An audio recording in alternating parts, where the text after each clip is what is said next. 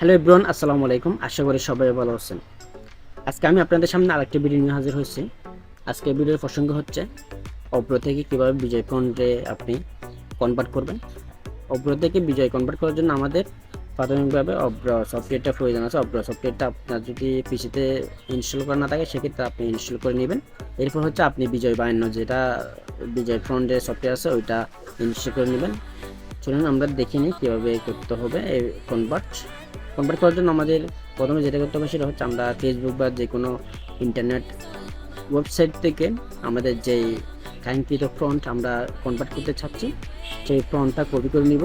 এখান থেকে কপি করে নিব। কপি করার পর আমরা জাস্ট অব্রতে চলে যাব। আমরা স্বাভাবিকভাবে আমাদের পিসিতে অব্র সফটওয়্যারটা হচ্ছে ট্রাইয়ের মধ্যে থাকে। এই বিজয় দেখেন এখানে অব্র, এদিকে আমরা এই অব্রতে গিয়ে মাউসের রাইট বাটন ক্লিক করব।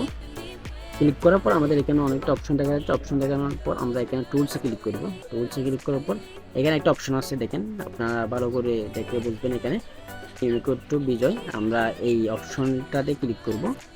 ক্লিক করার পর দেখেন এখানে হচ্ছে আপনি আপনার যেই কাঙ্ক্ষিত ফন্ট যেগুলো কনভার্ট করতে চাচ্ছেন ওইগুলো এখানে এসে কপি করা যেগুলো আছে ওইগুলো আপনি এখানে পেস্ট করে দিবেন। পেস্ট করে দেওয়ার পর আপনি এখানে আছে কনভার্ট টু বিজয়, এখানে ক্লিক করবেন। ক্লিক করার পরে সরাসরি এটা কিন্তু বিজয় ফন্টে রূপান্তরিত হয়ে গেছে। আমরা বিজয় ফন্টটা রূপান্তরিত হওয়ার আমরা এটা কপি করলাম। কপি করে আমরা এখানে পেস্ট করে দেব।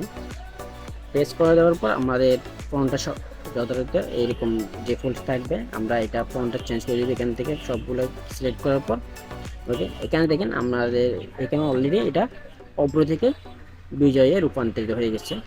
আমরা চাইলে এইভাবে করতে পারি। আর আরেকটা সমস্যা হচ্ছে কি অনেক সময় ফন্ট ভেঙে যায়, আপনারা খেয়াল করতে হবে এটা। আপনারা চাইলে এটা মাঝে মধ্যে যেগুলো ভেঙে যায় ওইগুলো আপনি দেখে ঠিক করে নেবেন। ধন্যবাদ সবাইকে ভিডিওটি দেখার জন্য। পরবর্তী ভিডিও পেতে অবশ্যই আমার চ্যানেলটি সাবস্ক্রাইব করবেন।